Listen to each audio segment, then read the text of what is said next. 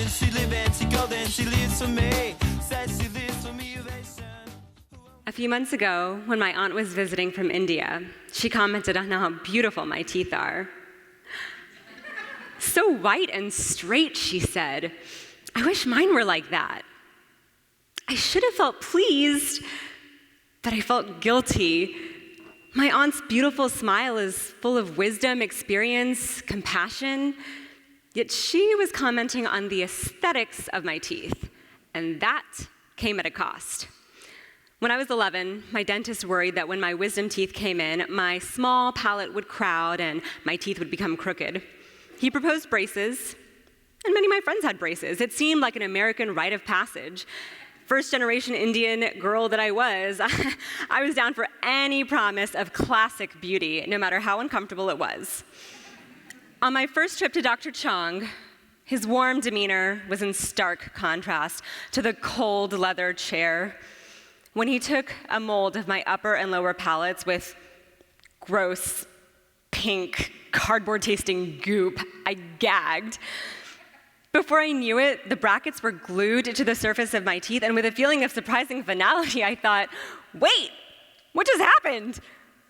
My mouth was suddenly sore from the combined pressure of the new metal and the wire that held the brackets together, but poked into my skin. Dr. Chong trimmed the wire and gave me wax to cover the pokey parts. I thought we were done. Then he added these awful tight bands to hold the upper and lower palates together.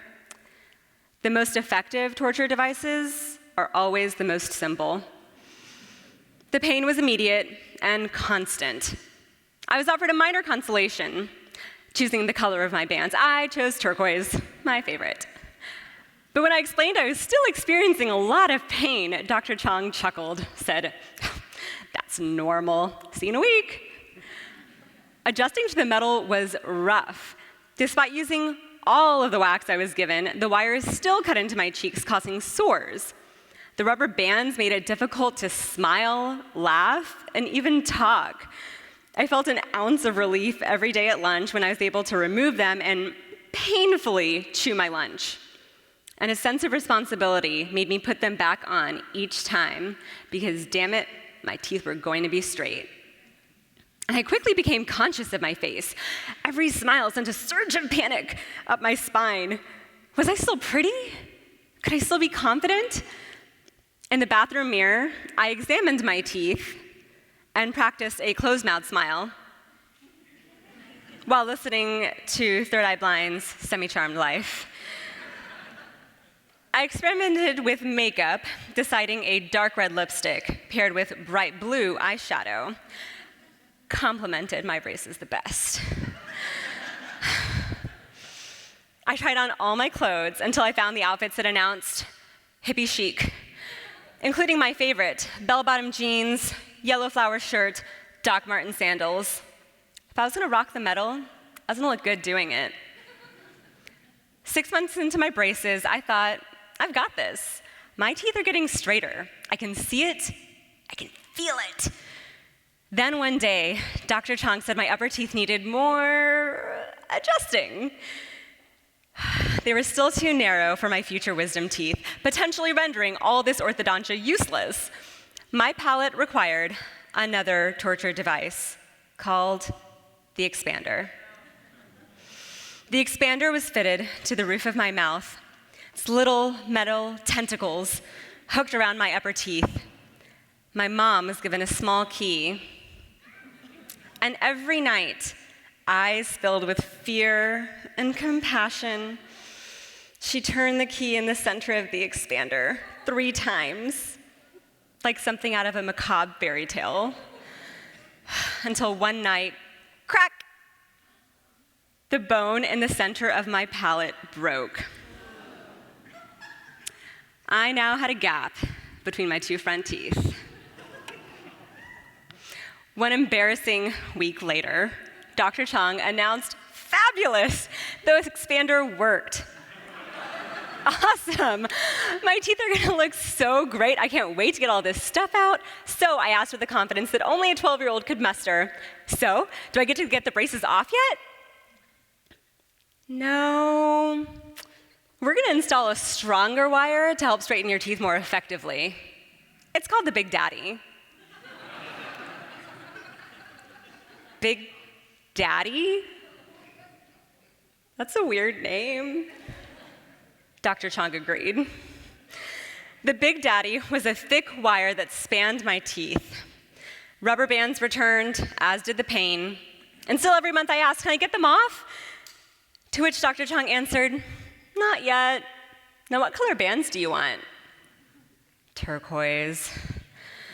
Finally, one day I asked him perfunctorily, can I get them off? And he replied, actually, yes, in a month. Woohoo! Just in time for the end of middle school. I was so excited, I told everyone who would listen. And on that fateful day, my teeth underwent all kinds of additional monstrosities. But when it was done, my teeth were wonderfully smooth. The next day at school, I showed them off like a new pet, basking in the compliments I had been waiting for so long. My face looked drastically more mature without the metal. I loved smiling now, especially at boys. My wardrobe improved, I was getting my hair under control, and I was beginning to feel like this was my time. I was gonna be the exotic, ethnic queen I always knew I could be. But my joy was short-lived. I soon received a permanent retainer for my lower teeth and an expensive upper retainer to keep everything orderly. I had to wear the retainer constantly, and I found ways to lose it often. I once threw it away with an airplane meal, and I had to sort through the trash until I found it. And oh yes, it had to go back in. Yeah.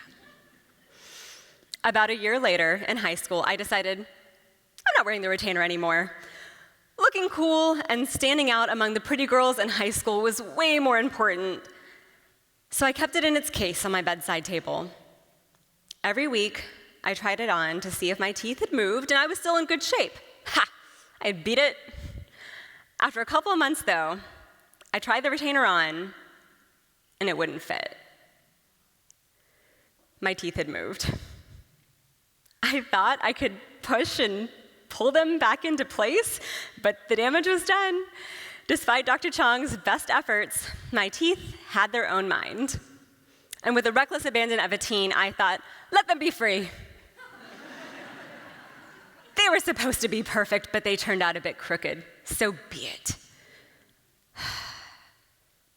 I never told my parents. How could I admit that their hard-earned money and precious time that they put in to giving me straight teeth, the symbol of arrival into American middle class, had been undermined by my own quest to fit in? And what my aunt didn't realize is that, like so many other parts of American beauty, I paid for my particular smile. And though my teeth fit in, there were also parts of me that were never gonna fit classic beauty that I had always sought. My nose is always gonna be big, my thighs always thick, my hair always abundant. And while I could change these things, what I've learned from Indian culture is that there's a beauty in accepting the imperfect. The conflict of cultural norms was never going to go away. So I'd have to learn to embrace both sides of myself, a lifetime balancing act that feels like walking a tooth's edge.